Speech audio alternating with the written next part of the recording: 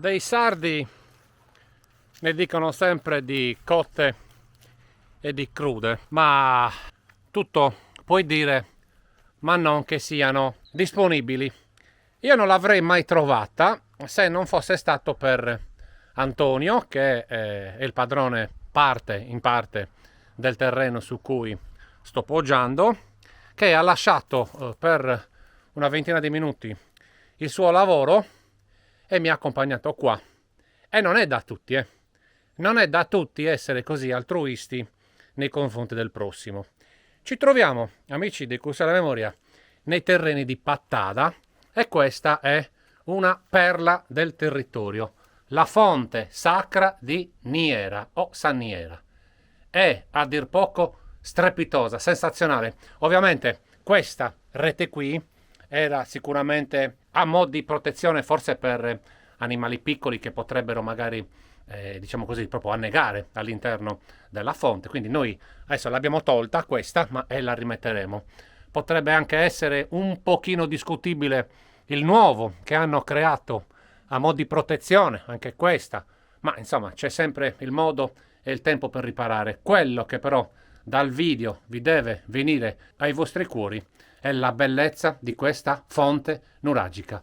Cari amici di Cussa alla Memoria, l'abbiamo trovata, fonte sacra di Niera. Guardate la vaschetta cultuale, ok, con un piccolo foro sicuramente per il... Eccola qua, la sto inquadrando bene, con il troppo pieno. Vi faccio vedere un particolare con la torcia.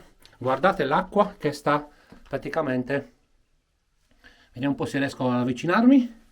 Vediamo, Eccola, dovrebbe vedersi adesso la canaletta che poi si interrompe alla fine di questo concio e sicuramente va sotto. È una fonte praticamente, io potrei dire perenne, perché nonostante le poche piogge, guardate un po', è piena. Quindi vi rifaccio vedere la vaschetta cultuale con un piccolo foro per quanto riguarda il troppo pieno e poi vi faccio vedere i sedili, sicuramente anche questi cultuali. Qua è verosimile che i nostri antenati si sedessero per, insomma, a livello votivo. È strepitoso, è straordinario. Guardate la fonte vera e propria, l'acqua cristallina, grandioso. Questo dovrebbe essere Capelvenere, aiutatemi a capire se sto sbagliando oppure no. E poi vi faccio vedere la piccola cupola, la piccola volta di questa fonte, praticamente perfetta dal punto di vista della sua circolarità. Ok, ora se riesco a illuminare la cupola, Monica mi prende la luce, ma la dovrebbe puntare su. Vediamo un po' se riesco a far salire lo stabilizzatore. Eccola qua. Lo stabilizzatore sale, io praticamente sono fermo. Magia della tecnologia, si è spostato praticamente l'obiettivo.